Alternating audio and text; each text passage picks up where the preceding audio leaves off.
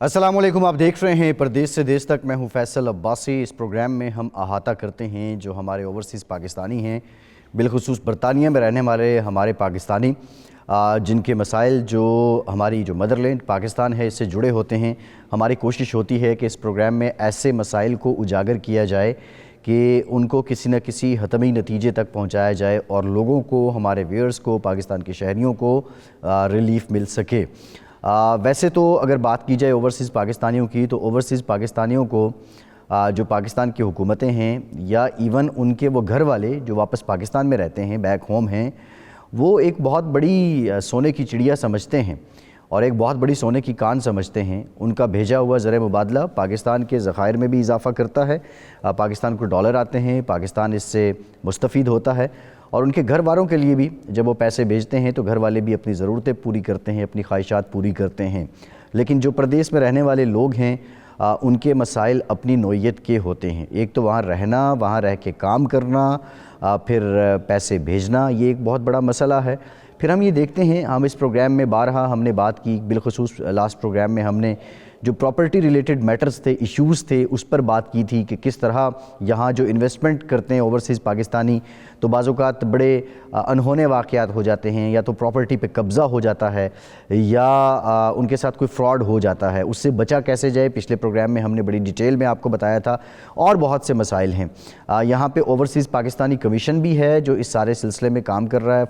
Punjab overseas commission भी है जो ओवरसीज़ पाकिस्तानियों के लिए अपनी खिदमात फराहम कर रहा है। लेकिन एक शिकवा जो ओवरसीज़ पाकिस्तानी हैं वो करते नज़र आते हैं। वो कहते हैं कि जब हम कोई दरख्वास्त देते हैं, कंप्लेन करते हैं, तो फिर वो पाकिस्तान की रिवायती नज़र में रिवायती जो अंदाज़ है हमारे यहाँ ब्यूरोक्रेसी का काम करने का, वो उसी की नज़र हो जाता है। वो फ़ाइलें उन पे गर्द जम जाती है और उनसे गर्द झाड़ने के लिए बहुत वक्त भी दरकार है और कभी कभार कुछ सरमाया भी लगाना पड़ता है। इस तरह के और भी बहुत से मसाइल हैं जो ओवरसीज़ पाकिस्तानियों के हैं। ओवरसीज़ पाकिस्तानी की फाउंडेशंस भी हैं, ये काम क्या कर रही हैं, जो पाकिस्तान के अंदर मौजूद क़वानीन हैं क्या उन पे सही तरीक़े से अमल दरामद नहीं हो पा रहा, या जिस तरह भी पिछले दिनों फ़ास्ट ट्रैक कोर्ट्स की बात हो रही थी, नई लेजिस्लेशन की ज़रूरत है ओवरसीज़ पाकिस्तानियों को रिलीफ देने के लिए। जो सारे मसाइल हैं आज के प्रोग्राम में भी हम इन्हीं का अहाता करेंगे। ग़ुलाम हुसैन अवान साहब, ब्यूरो चीफ 92 न्यूज़ यूके हमारे साथ मौजूद हैं। नईम नक्शबंदी अब्बासी साहब, आप चेयरमैन हैं ओवरसीज़ पाकिस्तानी वेलफेयर फाउंडेशन के, वो भी हमारे साथ मौजूद हैं। और बैरिस्टर अमजद मलिक साहब माहिर हैं बैनुल-अक़वामी क़वानीन के, वो भी प्रोग्राम में हमें ज्वाइन कर रहे हैं। तमाम मेहमानों का बहुत शुक्रिया। ग़ुलाम हुसैन अवान साहब, आप ये बताइएगा, कुछ मसाइल का मैंने अहाता किया है और जो कमीशन यहाँ पे काम कर रहे हैं, जो ओवरसीज़ पाकिस्तानी कमीशन है, उसका क्या किरदार है, वो किस हद तक लोगों को रिलीफ दे सकता है। ग़ुलाम हुसैन अवान साहब, आपकी तरफ आऊँगा, लेकिन नईम नक्शबंदी अब्बासी साहब हैं, chairman overseas Pakistani welfare foundation है। अब्बासी साहब, आपकी फाउंडेशन का मैंडेट क्या है, अब तक आपका कारनामा क्या है? फर्स्ट ऑफ ऑल बहुत शुक्रिया जी, आप प्रदेश से देश तक प्रोग्राम में आप पूरी दुनिया की ओवरसीज कम्युनिटी को पाकिस्तान के साथ जोड़े रखे हुए हैं और मसाइल को ऑलवेज उजागर करते हैं, जिससे कम्युनिटी को बड़ी रहनुमाई मिल रही है। दूसरी, ओवरसीज पाकिस्तानीज वेलफेयर काउंसिल जो हमारी है, ये अरसा दराज से बरतानिया में, यूरोप में, मिडल ईस्ट में मुतहरिक जो है वो कम्युनिटी के लिए काम कर रही है। हमारे जितने भी मसाइल होते हैं पाकिस्तान के अंदर ज़्यादातर जायदादों के हवाले से हैं, पुलिस से मुतल्लिका हैं, इस तरह के जितने मसाइल होते हैं। और बरतानिया के अंदर नादरा, पासपोर्ट, वीज़ा, जो काउंसलर्स अफेयर्स के जितने भी हाई कमीशन और काउंसलेट से मुतल्लिका मसाइल हैं, प्लस जो बरतानिया के अंदर जो इदारे हैं, जिस तरह फौतगी होती है तो मैयतों के हवाले से उनकी डॉक्यूमेंटेशन करना, उनकी रिपेट्रिएशन, इस हवाले से जितने कम्युनिटी के मसाइल हैं, प्लस जो पाकिस्तान के लिए बरतानवी इदारे, जिस तरह हमारी अपना ब्रिटिश पार्लियामेंट है, हाउस ऑफ लॉर्ड्स के मेंबरान हैं, यहाँ के काउंसलर्स हैं, उनके साथ मिल के पाकिस्तान के लिए, पाकिस्तान के बेहतर इमेज के लिए जो है वो लॉबी करना। तो ये सारे जो हैं हमारे तंजीम जो है अल्हम्दुलिल्लाह इनका मामला पे काम कर रही है, इन सारे मसाइल के हवाले से। अच्छा नक्शबंदी साहब, ये फाउंडेशंस हैं, ये आप लोगों ने अपने तय बनाई हुई हैं, कुछ कमीशंस हैं जो पाकिस्तान की सरकार ने बनाए हुए हैं, आपका इनके साथ कोऑर्डिनेशन उसका तरीक़ा कार क्या है? क्या ये वीकली बेसिस पे है, क्वार्टरली है, एनुअली है, या कमीशन के साथ आपका रब्ता ही नहीं हो पाता? دیکھیں جی، جو ریئلٹی یہ ہے کہ جو پاکستان کے اندر ایک اوورسیز فاؤنڈیشن ہے جو فیڈرل منسٹری جس کو دیکھ رہی ہے. اس کے بعد جو پنجاب کے اندر اوورسیز کمیشن ہے جو 2014 میں بنا تھا، پنجاب کمیشن ہے، اور وہ باقاعدہ قانون سازی کے ذریعے. ویسے تو ہماری ستم ظریفی دیکھ لیں کہ کشمیر اور چاروں صوبوں کے علاوہ جو اس میں صرف ایک پنجاب میں کمیشن بنا ہے، باقی کسی میں نہیں بنا، جبکہ آلریڈی پوری دنیا میں جو ہماری اوورسیز کمیونٹی ہے وہ چاروں صوبوں اور کشمیر سے موجود ہے. ایک تو یہ بات بہت ضروری جو کہ حکومت کو توجہ دینی چاہیے کہ یہ بنانے چاہیے کمیشن باقی بھی صوبوں میں. اور جو بنے ہوئے ہیں ان کے حوالے سے یہ ہے کہ دیکھیں بالکل پنجاب میں کمیشن بنا ہوا ہے، فاؤنڈیشن میں بھی ہائی کمیشن بھی ایک سیل بنا ہوا ہے جس کے دلدار علی ابڑو اس ڈیسک کو دیکھ رہے ہیں. مگر ہماری ساتھ اوورسیز کمیونٹی کے ساتھ مسئلہ کیا ہے کہ کوئی ایسی قانون سازی ابھی تک نہیں ہو سکی کہ اوورسیز کمیونٹی کو ریلیف دیا جائے ترجیحی بنیادوں پہ. جو یہاں سے ہم کیسز بھیجتے ہیں کمیشن میں، فاؤنڈیشن میں، جہاں بھی اداروں میں بھیجتے ہیں، وہاں سے سینئر افسران یا کمیشن کی جو لاہور میں بیٹھے ہیں افسران، وہ آگے ڈسٹرکٹس اور کے ڈپٹی کمشنرز ریونیو اور جو پولیس کے ہوتے ہیں وہ ڈی پی اوز اور ڈی سی اوز کو اپنا سی پی اوز کو مارک کر دیتے ہیں کیسز. جب وہ آگے مارک ہو کے نچلی سطح پہ تھانے میں جاتے ہیں، پولیس اسٹیشن لوکل میں، تو لوکل جو ایڈمنسٹریشن تھانہ کلچر اور وہ جو پٹواری کلچر ہے وہ بہت پرانا 30 سال ہے، اس میں کوئی تبدیلی نہیں آئی. سو بیسیکلی اوپر سے تو چیزیں ہو جاتی ہیں مگر نیچے جب گراؤنڈ لیول پہ جاتی ہیں تو وہ کام اس طرح نہیں ہو رہے. پھر تھوڑا سا اس طرح فیل ہوتا ہے کہ یہ ادارے جو ہمارے ڈاکخانے بن کے رہ گئے ہیں. تو اس میں ہم نے ابھی ریسنٹلی میری کچھ ویکس پہلے اپوائنٹمنٹ ہوئی ایز چیف منسٹر کے پولیٹیکل اسسٹنٹ کے حوالے سے. اس میں ہم نے بھی سی ایم صاحب کو یہی ریکویسٹ بھیجی، ریٹرن بھی بھیجی، اور انشاءاللہ وہ اس پہ کام کر رہے تھے. تو ظاہری طور پہ ابھی جو حالات بن رہے ہیں، سیاسی چیزیں، کچھ پولیٹیکل جو چینجز آ رہی ہیں، پرویز الہی صاحب کو ہم نے ریکویسٹ بھیجی تھی کہ اس حوالے سے کوئی ایسی چیزیں ہوں کہ جس میں لوگوں کو فوری اور سستا انصاف مل سکے، جس میں لوگوں کے لیے آسانی ہو. کمیونٹی کے جو ہماری نئی نسل ہے جب وہ پاکستان جاتی ہے، ایئرپورٹ سے جب اس کے مسائل شروع ہوتے ہیں تو وہ جو 6 ہفتے یا 4 ہفتے کے لیے جا رہے ہوتے ہیں وہ اپنی چھٹیوں میں ہالیڈیز میں تخفیف کر کے واپس بھاگ آتے ہیں. اور نقصان کیا ہو رہا ہے وہ یہ ہے کہ جو ہماری نقصان یہ ہو رہا ہے کہ ہماری جو نئی نسل ہے وہ مڈل ایسٹ کو اور یورپ کو، ان علاقوں میں جا کر انویسٹمنٹ کرنے کو اور ہالیڈیز کو ترجیح دے رہی ہے اپنے ملک کی بجائے. اور پھر اس کا ڈبل نقصان یہ ہو رہا ہے کہ ہم جو اپنے ملک میں زیر مبادلہ لے کے جاتے ہیں یا وہاں پہ جو انویسٹمنٹ کرنی ہوتی ہے یا جو اخراجات وہاں پہ جا کے ہالیڈیز مناتے ہیں تو ظاہر وہ سارے پاکستان میں وہ کرتے ہیں چیزیں، تو وہ اس کا نقصان ہو رہا ہے. سو ہمیں بیسیکلی یہ بڑی تلخ پہلو ہے، اس پہ بار بار اس چیز کو ہم اٹھا رہے ہیں. اچھا، یہ بڑا انٹرسٹنگ پہلو ہے عباسی صاحب، یہ بڑا انٹرسٹنگ پہلو ہے جو آپ نے بات کی ہے، تلخ بھی ہے. لیکن ہمارے ہاں یہ جو ایک امپریشن پایا جاتا ہے کہ اوورسیز پاکستانیوں کی جو فرسٹ جنریشن ہے یا ایون سیکنڈ جنریشن، وہ بہت ڈائی ہارڈ فین ہیں پاکستان کے، اور شاید اسی بات کو مد نظر رکھتے ہوئے عمران خان صاحب نے انہیں ووٹنگ کا حق بھی دیا تھا. بار لیٹر آن وہ ایک تنازع بن گیا، پھر وہ واپس ہو گیا.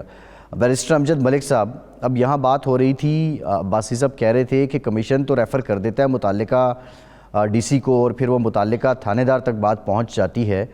لیکن پھر تو یہ سلسلہ وہی ہے کہ وہ کوئی پرائیورٹائز تو نہیں ہوگی کسی اوورسیز پاکستانی کی کمپلین. جس طرح یہاں ایک آدمی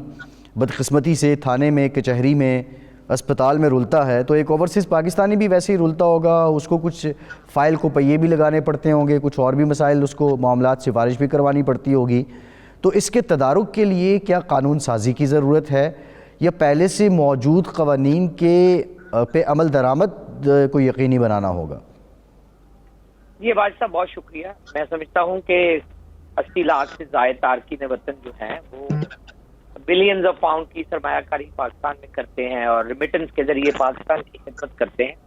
ان کے آنے جانے میں سہولیات، ان کی نمائندگی، ان کی جو شکایات ہیں یا ان کے مطالبات جو ہیں یا ان کی سرمایہ کاری جو ویسے انویسٹمنٹ یا ان کو اپنا گھر بناتے ہیں، اس کی حفاظت کے لیے حکومت وقت ہمیشہ ان کو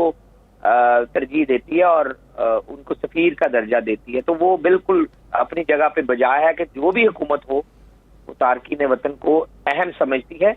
اس کے لیے ہی 2012 میں یہ اس کے لیے قانون سازی کا آغاز ہوا. یہ او پی سی پنجاب 14 میں تشکیل پایا اور آئیڈیا یہ تھا کہ یہ 36 اضلاع میں جو ماڈل OPC بنے گی وہی دوسرے صوبوں میں بھی جائے گی، اور تمام صوبوں کو اس کا ماڈل بھیجا گیا۔ اب ظاہر ہے یہ ڈیوولوشن کے بعد ہر صوبے کی اپنی مرضی ہے، لیکن آزاد کشمیر میں اس کا مسودہ جو ہے وہ پاس ہو کے وہ بن گیا تھا۔ آگے امپلیمنٹیشن میں کوئی دشواریاں ہیں، لیکن آزاد کشمیر میں بھی یہ بن گیا تھا، اور کیپٹل میں بھی بننے جا رہا تھا۔ اس سے پہلے یہ 2018 میں حکومت چلے گی، ادروائز یہ چیزیں امپلیمنٹ ہو جاتی ہیں۔ اور آپ کی بات ٹھیک ہے، OPC پنجاب کا جو مسودہ تھا اس کا پارٹ 2 تھا، جو تارکین وطن ملک سے باہر ہوتے ہیں اور وہ اپنے کیسز میں جب یہ آرڈر ہو جاتا ہے تو وہ اس کی نمائندگی وہ اس کی اچھی طرح پیروی نہیں کر سکتے، تو وہ دوسرا فیز تھا کہ وہ ویڈیو کانفرنس کے ذریعے اپنی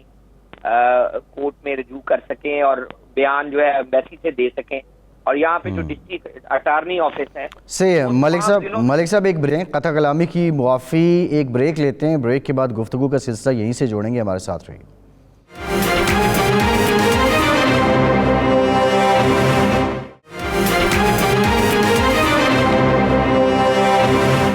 بریک کے بعد ایک بار پھر سے آپ کا خیر مقدم کرتے ہیں۔ غلام حسین اعوان صاحب، یہ باتیں ہم کر رہے تھے، آپ کیا سمجھتے ہیں کہ بات جب DC تک آ گئی، بات جب ضلع انتظامیہ تک آ گئی، پھر پنجاب پولیس ہو، KP ہو، سندھ ہو یا بلوچستان ہو یا اسلام آباد ہو، ان تک آن پہنچی، تو پھر اوورسیز پاکستانی ویسے ہی خوار ہوتا ہے۔ جب تک آپ اختیارات نہیں دیں گے، جس کو بھی آپ اوورسیز کے مسائل حل کرنے کے لیے ذمہ داری دیں گے، اس کو ساتھ اختیارات بھی دیں گے تو پھر ہی معاملہ حل ہوگا۔ ویسے اگر آپ نے عہدے بانٹنے ہیں تو وہ آپ جتنے مرضی بانٹتے جائیں، کوئی فائدہ نہیں ہوگا۔ ہم نے ماضی میں بھی دیکھا ہے کہ اختیارات نہیں ہوتے، لیکن وہی جس طرح ابھی عباسی صاحب یہ بتا رہے تھے کہ ڈاک خانے کا رول رہ جاتا ہے، پھر آپ ڈاک خانے کے رول کے اندر پھر آپ اگر کیس آگے بھیج کے تو آپ اپنے کھاتے میں لکھ لیں کہ میں نے حل کر دیا ہے، تو یہ تو پہلے سے بھی زیادہ کام وسٹ ہو جاتا ہے کہ آپ اپنے کھاتے میں لکھ لیتے ہیں جی فلانے کا کیس آیا تھا برمنگھم سے، لندن سے، مانچسٹر سے، تو میں نے اس کو آگے جو ہے نا فائل نمبر لگا کر آگے بھیج دیا ہے، اب اگلے بندے جانے تو ان کا کیس جانے، تو اپنے کھاتے میں لکھ لیتے ہیں جی، اپنے وہ جو گراف بناتے ہیں اس کے اندر لکھ لیتے ہیں جی ہم نے 5000 مثال کے طور پر کیس آئے تھے جی، اس میں سے ہم نے 2000 4000 اتنے کیس ہم نے سولو کر دیے۔ تو اس طرح جو ہے وہ ہمارے ادارے بیوقوف بناتے ہیں، ہمارے اوورسیز پاکستانیوں کو بھی، اور جو ان کے ہیڈ ہوتے ہیں ان کو بھی بیوقوف بناتے ہیں۔ تو اگر آپ گراؤنڈ ریئلٹی پہ جائیں تو اس طرح کا کچھ نہیں ہوتا۔ یہ جب بیرسٹر امجد ملک صاحب بنے تھے OPF کے چیئرمین، بورڈ کے چیئرمین، اس وقت ہم نے دیکھا کہ کچھ معاملات کے اندر کافی ہلچل بھی مچی، کچھ فیڈرل لیول پر ہم نے دیکھا کہ کچھ امپروومنٹ بھی آئی اور کچھ لوگوں کے مسائل بھی حل ہوئے۔ لیکن یہ جو پنجاب کا ادارہ بنایا ہوا ہے، یہ میں نے کئی دفعہ ان کو پہلے بھی کہا ہے، یہ جو OPC ہے، کئی دفعہ ان کو بھی کہا کہ بھی اگر آپ نے ہمارا یہ پلیٹ فارم حاضر ہے، اگر آپ نے اوورسیز پاکستانیوں کا کوئی مسئلہ حل کیا ہے، کچھ مسائل حل کیے بھی ہوں گے ظاہر ہے، تو وہ آئیں ہمارے آ کر ہائی لائٹ کریں تاکہ لوگوں کو جو ہے وہ اویئرنیس ہو اور لوگوں کو پتہ چلے کہ ہمارے ادارے کچھ کام کر رہے ہیں۔ لیکن وہ پتہ نہیں کیوں نہیں ہمارے اس پلیٹ فارم سے فائدہ بھی نہیں اٹھاتے، اور پھر جب ہم ان کے اوپر تنقید کرتے ہیں تو پھر وہ شور مچاتے ہیں جی کہ آپ تنقید کریں، ہم کام کرتے ہیں، لیکن ہمیں نظر نہیں آ رہا۔ اگر دیکھیں وہ کام کریں تو ہمیں بتائیں نا کہ ہم نے یہ کام کیا ہے، وہ کام کیا ہے، تو ہم اس کو بتائیں۔ لیکن انفارچونیٹلی جب تک آپ اختیارات نہیں دیں گے اس وقت تک جو ہے وہ ادارے فعال ہو کر کام نہیں کر سکتے۔ تو اگر ویسے ادارے، جیسا میں کئی دفعہ یہ بات دہرا چکا ہوں کہ 10 کے قریب جو ہے وہ اس وقت ادارے ہیں اوورسیز پاکستانیوں کی ویلفیئر کے لیے سرکار نے بنائے ہیں، جو پرائیویٹلی جس طرح یہ نعیم عباسی صاحب کی اپنی تنظیم ہے وہ کام کر رہی ہے، اور بھی کئی تنظیمیں کام کر رہی ہیں، وہ سیپریٹ ہے۔ یہ سرکار کا میں بتا رہا ہوں کہ جو سرکار کے تحت کام کرتے ہیں، کوئی پرائم منسٹر ہاؤس میں سیل ہے، کوئی FIA میں سیل ہے، کوئی سپریم کورٹ کے اندر سیل ہے، پھر آپس مین ہے، فیڈرل صوبائی، پھر OPF ہے، پھر اس کے علاوہ OPC ہے، مطلب کافی ادارے بنے ہوئے ہیں، لیکن جو ایک دوسرے کے گرد ہی گھومتے رہتے ہیں اور لوگ روتے ہیں، کیونکہ ہمارا تو پروگرام اسی پہ بیس کرتا تھا اسٹارٹنگ میں بھی، اب بھی لوگ اتنے ہمیں مسائل بتاتے ہیں، اور جن کے 6 سال پہلے 5 سال پہلے کے مسائل تھے وہ بھی اسی طرح ہے۔ تو پھر کیا فائدہ ہے کروڑوں روپیہ ٹیکس پیئرز کا جو ہے وہ ایسے اداروں پر لگا رہے۔ ایک ادارہ بنا دیں، سب کو مرج کر کے ایک ادارہ بنا دیں جس کے پاس اختیارات ہوں، تو وہ لوگوں کے مسائل حل کرے، تاکہ لوگوں کو پتہ چلے کہ ہم اوورسیز پاکستانی اگر ملک کی معیشت کے اندر ریڑھ کی ہڈی کی حیثیت رکھتے ہیں تو ہماری کوئی بات بھی۔ اچھا، یہ جو آپ ایک ادارے کی بات کر رہے ہیں غلام حسین اعوان صاحب، پاکستان میں تو مسئلہ بہت زیادہ ہے نا، یہاں پہ تو آپ کو کوئی چھوٹا سا کاروبار بھی شروع کرنا ہے تو آپ کو 17 قسم کی NOCs چاہیے ہوتی ہیں، اور اگر دیکھا جائے تو وہ کام کرنے کی نیت ہو تو وہ ایک بلڈنگ سے بھی مل سکتی ہیں، ایک ہی بلڈنگ میں وہ ساروں کو ان کی انٹیگریشن کی جا سکتی ہے اور وہ 1-2 دن میں سارے کام ہو سکتے ہیں۔ لیکن میں ذرا نقشبندی صاحب سے جاننا چاہوں گا، نقشبندی صاحب آپ نے ابھی پنجاب حکومت کا بھی حوالہ دیا، اپنی ایفیلیشن کا بھی بتایا، تو اس سے ایسے ادارے بنانے میں آر کیا ہے، ایسی قانون سازی کرنے میں آر کیا ہے، رکاوٹ کیا بن جاتی ہے؟ جو ہمارے بیرسٹر امجد ملک صاحب ہیں، یہ جو 2014 والی جو اوورسیز کمیشن بنا تھا، بیرسٹر صاحب نے اس قانون سازی میں بڑا اہم کردار ادا کیا تھا۔ یہ تو مطلب کہ اس کے بعد ظاہر ہے اور بھی تعیناتیاں ہوتی رہیں، بگننگ میں انہوں نے اس کام میں بڑا اہم کردار ادا کیا تھا۔ اگر ہمارے چاروں صوبوں میں ان طرح کے احباب مل کے مشاورت سے یہ چیزیں کریں تو بہت بہتری لائی جا سکتی ہے۔ اب جو قانون سازی ہوئی اس میں ڈائریکٹ جو ستم ظریفی ہماری اس کمیشنز اور ان کی دیکھیں کہ ان کے ہاتھ میں ڈائریکٹ اختیارات نہیں ہیں، یہ پھر انہی کمشنرز یا ڈپٹی کمشنرز یا پولیس ڈپارٹمنٹ کو ہیں، اور پھر وہ نیچے جا کے جب تھانے لیول پہ جاتی ہے تو آپ کو پتا ہے وہ جو حالات ہوتے ہیں وہ پھر روٹین بن جاتی ہے۔ اور ایک اور بڑی تلخ بات یہاں پہ میں عرض کروں، یہ ابھی لاسٹ ٹائم ہمارے 2018 میں، اس سے پہلے 2019 میں چیف جسٹس صاحبان پنجاب کی یہاں پہ دورے ہوئے، ان کے پوری اپنا جوڈیشری کے کچھ احباب آئے، ججز آئے، انہوں نے اوورسیز کمیونٹی کے مسائل سنے، انہوں نے اس چیز کو، ہمارے معاملات کو، مسائل کو دیکھتے ہوئے یہ فرمایا جی، انہوں نے نہ ہی صرف کہا وربلی، انہوں نے ایک نوٹیفیکیشن جاری کیا کہ ہائی کورٹ پنجاب کے اندر جتنے بھی ہمارے 36 اضلاع، تو 39-40 اضلاع بن چکے ہیں، اس میں جتنے بھی ڈسٹرکٹ جوڈیشری جو ڈسٹرکٹ لیول پہ کورٹس ہیں اور ہائی کورٹس کے جتنے بھی بینچز ہیں، اس میں ہمارے کیسز کو، اوورسیز کمیونٹی کو ایکسپیڈائٹ کر کے 3 سے 6 ماہ کے اندر ریزالو کیا جائے۔ میں بڑی باوسو مطلب کہ میں بڑی ذمہ داری سے کہہ رہا ہوں کہ وہی چیزیں، وہی نوٹسز وہ جاتے ہیں، وہ ہم اوورسیز کمیونٹی کے ہر بندے کو کہتے ہیں۔ ٹھیک ہے عباسی صاحب، آپ کی طرف مزید بھی آتا ہوں، بیرسٹر امجد ملک صاحب، اب بات ہم نے پہلے بھی کی، کسی حد تک لیجسلیشن چاہیے، کسی حد تک ایگزیکیوشن چاہیے، لیکن ابھی جو سیکنڈ جنریشن کی بات نعیم صاحب کر رہے تھے، ان کا جس ماحول میں براٹ اپ ہوا ہے اوورسیز پاکستانیوں کی، یہ ہمارا کلچر تو ان کے لیے ایک بہت اچنبے کی بات ہوگی، یا وہ اگر ان کا پالا پڑے تو وہ انڈرسٹینڈ کر لیتے ہیں؟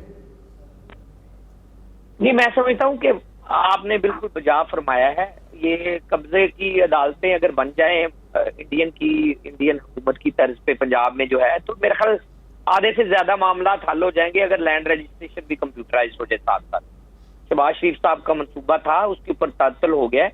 لیکن اگر پنجاب میں یہ ہو جائے تو آپ کے پنجاب کے آدھے مسائل حل ہو جائیں گے۔ دوسرا، آپ نے یہ امیج کی بات کی ہے،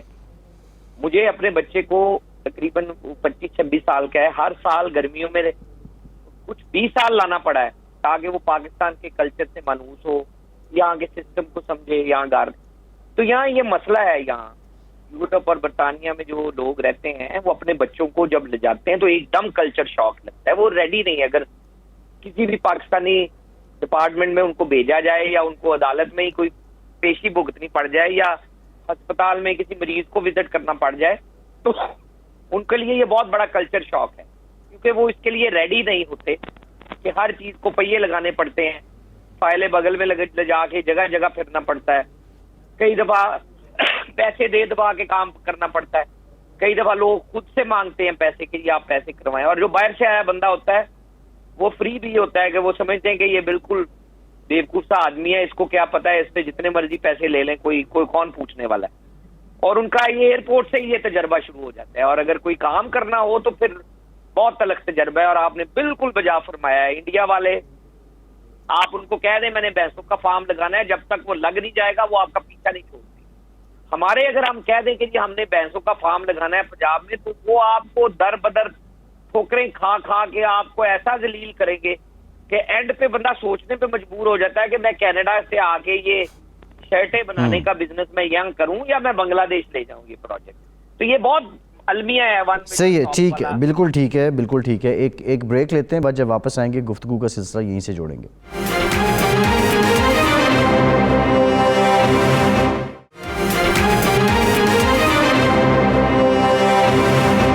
بریک کے بعد ایک بار پھر سے آپ کا خیر مقدم کرتے ہیں۔ غلام حسین اعوان صاحب، یہ بتائیے گا، ہم بات تو کر رہے تھے آپ یہ کہہ رہے ہیں کہ ایک ہی ادارہ بنا دیا جائے، لیکن ہم نے مختلف اوقات میں دیکھا کہ اوورسیز پاکستانی کچھ لوگ یہاں پاکستان میں آتے ہیں، وہ ڈائریکٹلی یا وزیر اعظم کے مشیر بن جاتے ہیں یا معاون خصوصی بن جاتے ہیں، تو ان کا ایون ڈوئل نیشنلٹی بھی وہ ایک ٹائم تک رکھتے ہیں. تو ان کا کیا کنٹریبیوشن رہا ہے اوورسیز پاکستانیوں کے مسائل کم کرنے میں یا حل کرنے میں؟ دیکھیں یہ اس پر میرا خیال ہے کسی اور دن اس چیز سے بحث کریں گے کہ کیسے لوگ آ کے کیسے بن جاتے ہیں، لیکن ابھی چونکہ اس پروگرام کا فارمیٹ ایسا نہیں ہے، لیکن بہت ساری اس حوالے سے بھی یہاں پر اطلاعات ہیں کہ کس طرح جو ہے وہ لوگ جو ورکر ہیں 15-20 سال سے ان کو کس طرح نگلیکٹ کر کے جو ہے وہ ایک دم لوگوں کو بنا دیا جاتا ہے. یہ ایک علیحدہ بات ہے، لیکن نہیں، میں کسی اسپیسیفک پرسن کی بات نہیں کر رہا غلام حسین اعوان صاحب، میں صرف یہ جاننا چاہ رہا ہوں نا. دیکھیں یہ کلچر تو ہے کہ ہم دیکھتے ہیں کہ فلاں شخص آیا، وہ برطانیہ کا نیشنل ہے یا وہ فرانس کا نیشنل ہے یا وہاں رہتا ہے، اور وہ آ کے پاکستان میں وزیر اعظم کا مشیر بن جاتا ہے یا وہ ٹیکنوکریٹ ٹائپ بن جاتا ہے، تو ظاہر ہے اس پہ ایک فرض تو بنتا ہے کہ اپنی کمیونٹی کے مسائل حل کرے. تو کیا ان لوگوں کی ترجیح میں پاکستان میں عہدہ سنبھالنے کے بعد اوورسیز پاکستانی بھی ہوتے ہیں؟ میں آپ کو چلیں یہی مثال دیتا ہوں کہ ہمارے یہاں سے ایک مشیر بلکہ وزیر اعظم کے بن کے ایسے ایم پی جو کہتے ہیں وہ بن کے گئے تھے، اور اس دوران جو ہے وہ صرف ایک دفعہ انہوں نے یہاں کمیونٹی کے ساتھ وزٹ کیا ہے، کسی کا کوئی نہ مسئلہ سنا ہے نہ بات چیت کی ہے، اور لوگ درخواستیں لے کر جہاں پر پتہ چلا نا کہ وہ خطاب کرنے کے لیے مصروف آ رہے ہیں، تو لوگ جو ہے وہ وہاں پر درخواستیں لے کر بھی پہنچے ہیں. اور وہ جو ظاہر ہے وزیر اعظم عمران خان کے بڑے قریبی جو ہے وہ دوست میں شمار ہوتے ہیں. آج کل ان کی ایک آڈیو کا بھی ایک کافی چرچا ہے، تو لیکن صرف عہدے کی حد تک تھا کہ ان کے ساتھ ایک اوورسیز جو ہے وہ منسٹری کا عہدہ لگا ہوا ہے، لیکن اس کے بعد جب مسائل کی باری آئی ہے تو لوگ جو ہے وہ درخواستیں لے کر، جہاں پتہ چلتا ہے نا کہ یہاں پر چیف جسٹس آ رہے ہیں جی پاکستان سے، لوگ درخواستیں لے کر وہاں پر در بدر دھکے کھاتے ہیں کہ شاید ہماری یہاں پر کوئی درخواست لے لے اور پاکستان جا کر عمل ہو جائے. درخواست بڑے عزت احترام کے ساتھ یہاں پر لے لیتے ہیں اور اپنے سیکٹری کو وہاں پر آرڈر بھی کر دیتے ہیں کہ یہ مجھے پاکستان جا کے فوری یاد کروائیے گا، یہ جو ہے وہ مسئلہ حل کرنا ہے. بس یہاں تک ہو جاتا ہے. اس کے بعد وہ بیچارہ رولتا رہتا ہے، نہ کوئی فون اٹھاتا ہے نہ کوئی بات کرتا ہے. میں تو یہ کہتا ہوں کہ اگر آپ ہمیں صرف تعریفوں پہ رکھا ہوا ہے کہ یہ اوورسیز پاکستانی ہیں، بڑے پیسے بھیجتے ہیں، پاکستان کی معیشت چلتی ہے، مطلب طرح طرح کی ہمیں کہانیاں سناتے ہیں، لیکن جو مسائل ہیں وہ مطلب میں تو یہ بات پہلے بھی کہہ چکا ہوں، آج پھر کہہ دیتا ہوں کہ بجائے یہ جو پچھلی حکومت تھی، انہوں نے بجائے کوئی سہولت دینے کے جو پہلے سے سہولتیں موجود تھی وہ بھی چھین لی تھی نا. آپ ٹیلی فون لے جا سکتے ہیں اپنے استعمال کے لیے، اب آپ پاکستان جائیں گے تو آپ کا ٹیلی فون بند ہو جائے گا. اس لیے بند ہو جائے گا جی آپ نے وہ ایک جو پیریڈ ہوتا ہے 60 دن کا یا جتنا بھی، وہ آپ نے استعمال کر لیا ہے، اس کے علاوہ آپ کا فون استعمال نہیں ہو سکتا. یہ زیادتی نہیں ہے؟ کیا مجھے بتائیں کہ کوئی دنیا کا کوئی اور ملک بتائیں جہاں پر ایسا ٹیکس ہو کہ آپ اپنا ہی فون اپنے ملک میں جا کر اپنی مدر لینڈ میں جا کے یوز کریں تو آپ کو ٹیکس دینا پڑے اس کا. اور سسٹم ضریفی ایک اور بھی ہے کہ جو فون ڈیول سم ہے اس کے ڈبل پیسے دینے پڑتے ہیں. اور کیونکہ وہ لیکن یہ تو پھر آپ کمپنی کو بھی کمپلین کریں نا، وہ یونیورسل فون بنایا کریں. وہ کیوں لنڈن، امریکہ، برطانیہ، امریکہ بیس اسپیسیفائڈ اور کسٹمائز ماڈل بناتے ہیں؟ نہیں ایسا نہیں ہے، لیکن بات یہ کہ وہ اس پہ کہتے ہیں آئی ایم ای نمبر آپ کے 2 ہیں تو یو ہیو ٹو پے، آپ دونوں کے پیسے پے کرنے کے کلیئرس کرنے کے لیے. تو مجھے یہ بتائیں نا کہ اگر آپ مجھے بتائیں کہ کہاں کہیں اور دنیا میں ایسا ہے کہ آپ اپنا ہی فون ہے. ہاں جو لوگ اسمگلر ہیں آپ ان کو روکیں، جو لوگ جو ہے وہ ایک سے زیادہ فون لا کر بیچتے ہیں آپ ان کو روکیں. ان کو آپ روک نہیں سکتے. 150-200 بندہ ہوگا اس طرح کا جو کام کرتا ہے، اس کو آپ روک نہیں سکتے. اور جو ایک 90 لاکھ کے قریب یا 1 کروڑ کے قریب اوورسیز پاکستانی ہے، آپ نے سب کو مصیبت میں ڈالا ہوا ہے. اور ایک اور ستم ضریفی یہ ہے کہ ہمارے اوورسیز پاکستانی کافی زیادہ جو ہے وہ سپورٹر بھی ہیں پچھلی حکومت کے، لیکن وہ بھی آواز نہیں اٹھاتے. بھائی اپنے حق کے لیے تو آواز اٹھاؤ نا، لوگوں کو کہو، حکومت کو لیٹر لکھو. اگر آپ اور کاموں کے لیے چیف جسٹس کو لیٹر لکھ سکتے ہو تو اس کام کے لیے بھی لیٹر لکھو چیف جسٹس کو. اس کو کہو جی یہ اوورسیز پاکستانیوں کے ساتھ زیادتی ہے کہ ایک بندہ خود اپنا ہی فون استعمال کرنا چاہتا ہے تو ایک 60 دن کا پیریڈ ہے، اس کے بعد اس کا فون جو ہے وہ اس کے اپنے ملک میں بلاک ہو جاتا ہے، تو واپس وہ آ کر UK میں وہی فون استعمال کر سکتا ہے لیکن پاکستان میں نہیں کر سکتا. نہیں لیکن کیا اس عمل سے فون لانے والی فرمائشیں کم نہیں ہو گئی آپ لوگوں کی؟ نہیں وہ تو ٹھیک ہے کم ہو گئی ہے، بٹ جو ہم نے اپنا یوز کرنا ہوتا ہے وہ تو ہم یوز کر سکتے ہیں نا، ہم تو وہ بھی یوز نہیں کر سکتے. ہاں یہ بات ٹھیک ہے. ویسے اس پہ ہم نے پہلے ایک بڑا ڈیٹیل پروگرام بھی کیا تھا. میں چاہوں گا اس وقت جو لوگ دیکھ رہے ہیں بالخصوص جو پاکستان کے ٹیکس، کوئی نہیں سنتا. یہ بات ٹھیک ہے آپ کی، کوئی نہیں سنتا، لیکن پھر بھی ٹیکسیشن کے جو معاملات لوگ دیکھ رہے ہیں، اگر وہ یہ ریلیف دے دیں اوورسیز پاکستانیوں کو تو بڑی عنایت ہوگی. اچھا نقشبندی صاحب آپ کی طرف آتے ہیں. نقشبندی صاحب ابھی ہم جس معاملے کو لے کر بات کر رہے تھے، کلچرل ڈیفرنس اب بہت زیادہ ہوگا. آپ نے اپنی سیکنڈ جنریشن کی بھی بات کی تھی اور ان کی پاکستان کے ساتھ محبت کی بات بھی کی تھی. اب یہاں جو کلچر ہے اس کا جو ڈیفرنس ہے وہ کتنی بڑی رکاوٹ بنتا ہے؟ کیا یہ کلچر بھی، پاکستان کا کلچر بھی ڈسکریج کرتا ہے؟ کلچر سے مراد یہ ہے کہ جیسے ہم نے تھانہ یا بیوروکریٹک کلچر کی بات کی، یہاں لوگوں کا جو سوشل بیہیویئر ہے اس میں ایک بہت بڑی تبدیلی آئی ہے. اب لوگوں کے پاس یہاں بھی ٹائم کم ہی ہوتا ہے، معاملات بدل گئے ہیں. کیا یہ انکریج کرتا ہے آپ سیکنڈ جنریشن جو آپ کی ہے اس کو پاکستان آنے کے لیے، یا ڈسکریج کر رہا ہوتا ہے؟ دیکھیں جی، یہ تھوڑی دیر پہلے آپ نے ابھی بات کے دوران یہ بتایا کہ جو یہاں سے لوگ جاتے ہیں جن کو وہاں پہ اداروں کے اویئرنیس نہیں ہے. آپ کو پتا ہو کہ 58 اور 60s والی جو جنریشن تھی، ان کے بعد ان کے بچوں کے بچے، اب یہ تھرڈ اور فورتھ جنریشن جوان ہو رہی ہے. اب ایسے حالات میں جب یہ پاکستان جاتے ہیں، ان کو وہاں کے اداروں کے ساتھ اویئرنیس نہیں ہے. وہ یہی سمجھتے ہیں کہ ہمیں اگر کل کی منڈے کی 11 o'clock کی ڈیٹ دی گئی ہے اور وہ کورٹ میں جا کے 11 o'clock بیٹھتے ہیں تو وہ ان کی 4 o'clock تک کوئی نہیں سنتا، تو وہ متنفر ہوتے ہیں اس چیزوں سے کہ یہاں پہ ٹائم کیپنگ نہیں ہے. تو جو کلچرل ڈفرینس آپ بتا رہے ہیں روزمرہ زندگی میں جو یہاں پہ ہے وہ وہاں پہ ٹوٹلی ڈفرینٹ ہے. اور دوسری میری بات میں جاری رکھے ہوئے تھا، بیچ میں وہ میری آواز کٹ گئی، جو میں نے آپ سے عرض کرا تھا نا کہ عدالتی معاملات، اس میں چیف جسٹس صاحب نے جو نوٹیفیکیشن کیا تھا وہ ابھی تک 2 سالوں سے وہ ڈسٹرکٹ لیول پہ اور اوورسیز کورٹس میں لوگ رول رہے ہیں کیس، کوئی اس نوٹیفیکیشن پہ عمل نہیں ہو رہا. اس کو 3 ٹائم ریپیٹ کیا گیا chief justice Punjab Lahore high court کی جانب سے، جو آج تک اس پہ کوئی عمل درآمد نہیں ہوا. وہ کاپیز ہمارے جو ایڈوکیٹس وکیل ہوتے ہیں وہ لگا کے ساتھ بھیجتے ہیں، کیس ٹرانسفر بھی ہوتا ہے، کوئی ہفتے 2 ہفتے کی ڈیٹ نہیں پڑتی، پھر بھی وہی معاملات جا رہے ہیں. اور ایک کمیشن کے حوالے سے میں عرض کروں،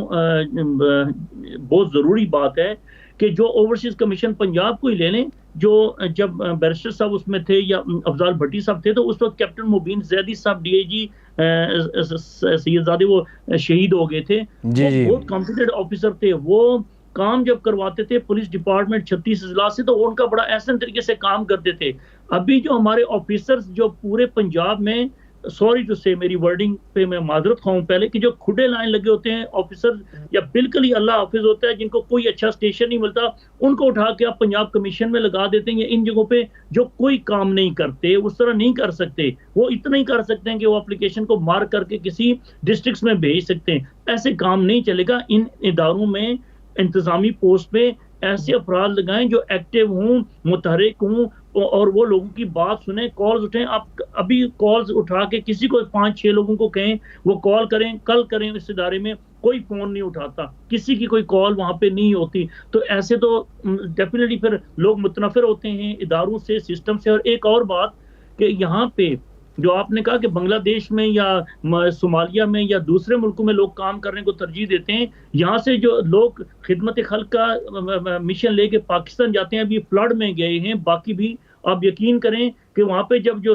وہاں پہ لے جا کے سوشل ویلفیئر ڈپارٹمنٹ میں اپنی چیریٹیز یا اپنی این جی اوز رجسٹرڈ کروانا چاہتے ہیں، ان کو اتنا لمبا پلندہ دیتے ہیں پیپرز کا کہ یہ بنا کے لیں، نہیں تو یہ پیسے دیں تو یہ کریں گے. وہ کہتے ہیں کہ ہم ایک نیکی کا کام، چیریٹی کا، اللہ کے راستے میں لوگوں کی مدد کرنے کا کام کرنے کے لیے ہیں، تو اس میں بھی بگننگ میں ہم رشوت دے کے اگر وہ رجسٹرڈ کرائیں تو یہ ہمیں نہیں چاہیے. They left the country, they came back, اور ابھی وہ کتنے درجنوں لوگوں کو میں جانتا ہوں جو باہر دوسرے ممالک میں کام کریں، اور وہی فائدہ جو ہمارے ملک کو پہنچتا وہ چند کرپٹ یا غلط لوگوں کی وجہ سے جو ان سیٹس پہ بیٹھے ہیں، جو اہل نہیں ہیں، ان لوگوں کی وجہ سے وہ اتنا بڑا کمیونٹی کا، رب کعبہ کی مخلوق کا نقصان ہو رہا ہے. تو ان چیزوں کو دوبارہ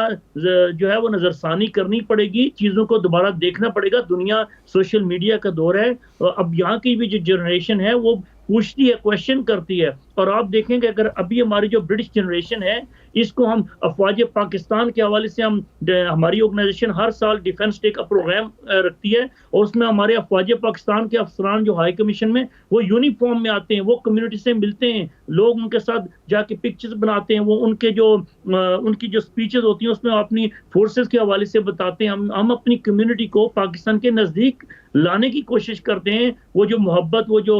رشتہ ہے وہ نہ ٹوٹے. مگر وہاں پہ جب جو جاتے ہیں اور جو اداروں کا سلوک ہے وہاں پہ جو لوکل, اس سے وہ لوگ متنفر ہو رہے ہیں, اور یہ انتہائی تکلیف دہ بات ہے, اور یقین کریں کہ اس میں ہم بے بس ہو جاتے ہیں. مگر ایک بات اچھی یہ ہے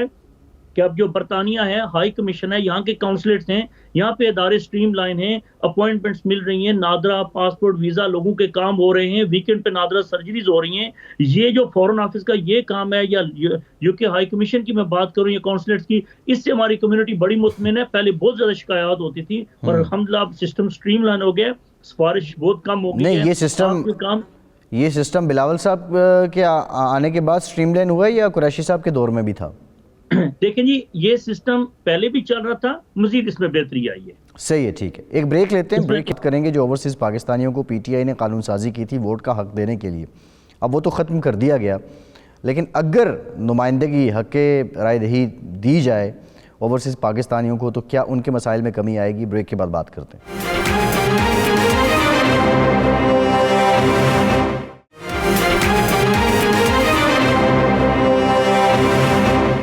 بریک کے بعد ایک بار پھر سے آپ کا خیر مقدم کرتے ہیں. بیرسٹر امجد ملک صاحب, پاکستان تحریک انصاف نے بہت زیادہ اس کو کیش بھی کیا کہ انہوں نے اوورسیز پاکستانیوں کو ووٹ کا حق دے دیا. اب جو اس کا طریقہ کار تھا, انہوں نے آئی ووٹنگ سجیسٹ کی تھی, اس پہ بہت سے کویسچنز تھے, اور وہ صرف برطانیہ یا یورپ کی بات نہیں ہے بلکہ خلیجی ممالک میں یا مشرق وسطیٰ میں یا عرب میں جو ہمارے لوگ رہ رہے ہیں, ایسے ممالک بیشتر ہیں جہاں پہ بادشاہت ہے, ووٹ کا کلچر ہی نہیں ہے.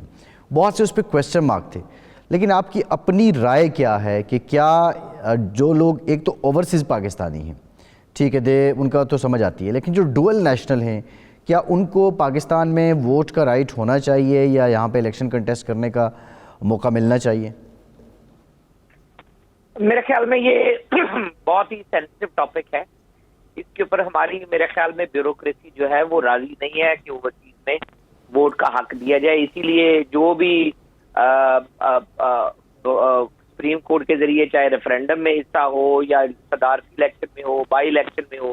وہ ایسی رکاوٹیں ڈالتے ہیں کہ اس کے اوپر بنوان عمل نہیں ہوتا. ووٹ کا حق ہونا چاہیے, آپ پاکستان جا کے ووٹ ڈالیں, کوئی ایشو نہیں ہونا چاہیے, کیونکہ اگر آپ یہاں ووٹ ڈلوائیں گے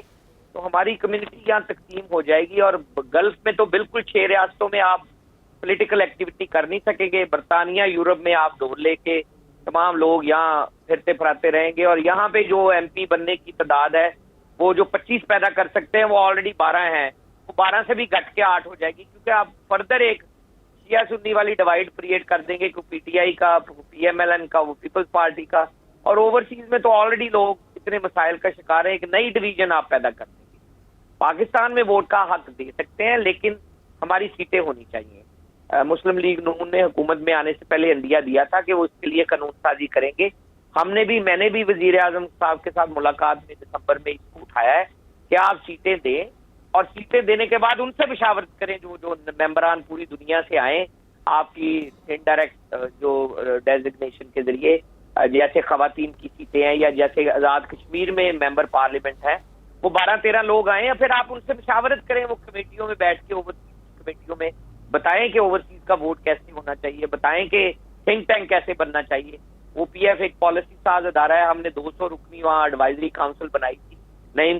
نقش بندی صاحب اس کا حصہ تھے, تو وہ وہیں کے وہیں رہ گئی. عمران خان صاحب نے 26,000 ممبر تو بنا لیے, یہاں ایک دفعہ آنا بھی گوارا نہیں کیا, یہاں ان کے وزراء نے ہاتھ ملانا بھی نہیں گوارا کیا لوگوں کے ساتھ. تو یہ اس طرح تو نہیں چلتا نا کہ آپ جہاں ضرورت پڑے آپ اوورسیز کو سینے کے ساتھ لگائیں, جب کام نکل جائے تو آپ ان کو بالکل ایک, یعنی یہ برطانیہ والوں کا شکوہ بھی وہی ہے کہ وہ یہاں نہیں آئے, جس طرح کراچی والے کہتے ہیں کہ انہوں نے وزیر اعظم ہوتے ہوئے ایک رات بھی کراچی میں نہیں گزاری. 36 پاؤنڈ پر سال ممبرشپ ہے, 7 لاکھ پاؤنڈ سالانہ وہ اکٹھا کر کے دیتے ہیں, اور آپ یہاں آنا بھی گوارا نہ کریں,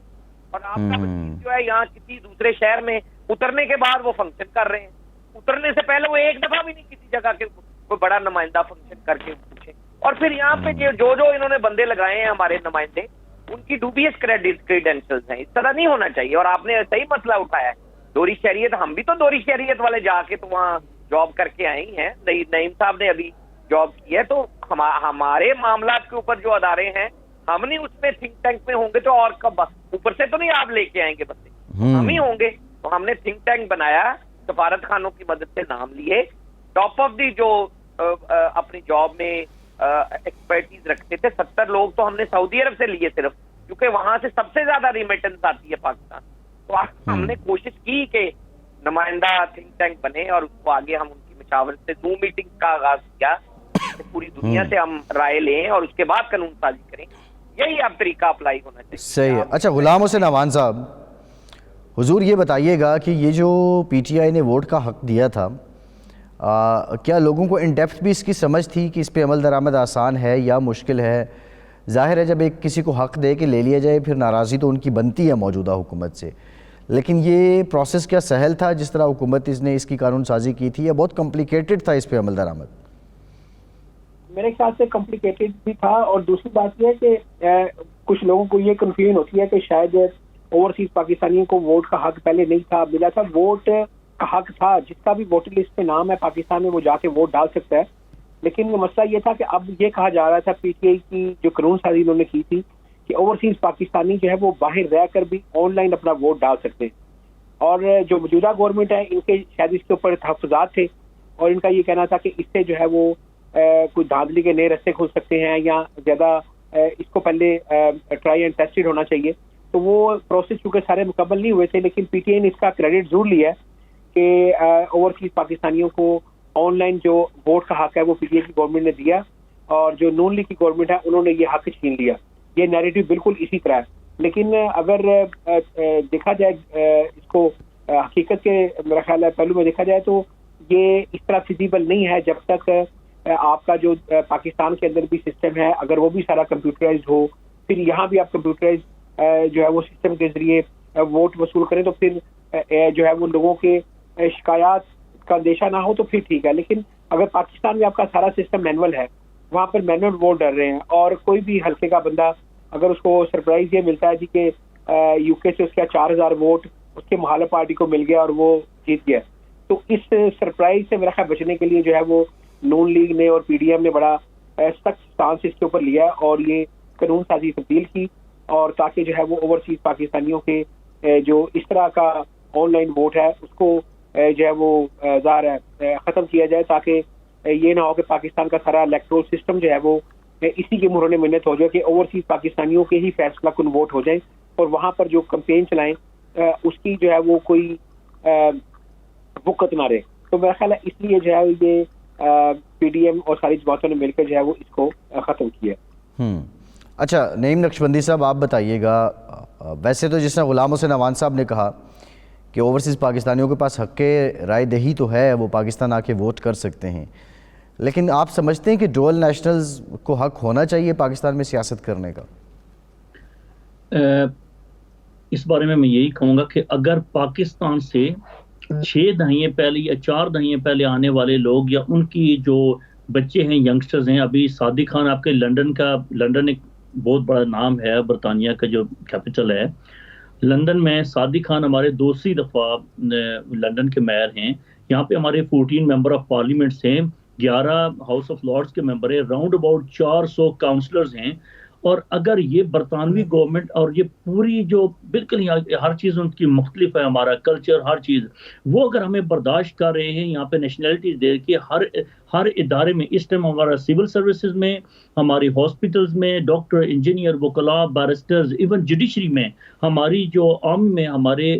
پاکستانی جو برٹش پاکستانی ہیں وہ اس میں موجود ہیں, وہ ووٹ دیتے ہیں, وہ ووٹ لیتے ہیں, وہ ایم پی لارڈ اور وہ بنتے ہیں. اگر یہ لوگ ہمارے ساتھ سوتیلی ماں جیسا سلوک نہیں کر رہے تو اپنا ملک جس میں ہمارے آباء و اجداد وہاں پہ بڑے ہوئے اور ہمیں جوان کیا, اور پھر ہم لوگوں نے یہاں پہ آ کے اپنی نئی نسل جو ہے ہماری وہ چل رہی ہے, تو کیا ہمیں حق نہیں ہونے چاہیے؟ اور اگر یہ حق نہیں ہوگا تو ہماری اگلی نسل کا پاکستان سے رشتہ ٹوٹ جائے گا. ایک اور بات یہ کہ ہماری بچے جو پاکستان میں جاتے ہیں، جو وہاں پہ ہماری فیملیز کا جو ہمارا وہاں پہ کلچر ہے، اس سے وہ بہت متاثر ہوتے ہیں، بڑے امپریس ہوتے ہیں، وہ وہاں پہ رہنا چاہتے ہیں، جانا چاہتے ہیں، مگر جب وہ اپنے جائیدادوں کے مسائل دیکھتے ہیں، فیملیز میں ڈیوٹی FIR دیکھتے ہیں، وہاں پہ مینج کرائم جو ہو رہا ہے، وہاں پہ کتنی آپ یقین کریں کہ ہمارے اس دن بھی کوئی احباب بات کر رہے تھے کہ جو ایئرپورٹ سے کشمیر جاتے ہوئے رستے میں جو ان کو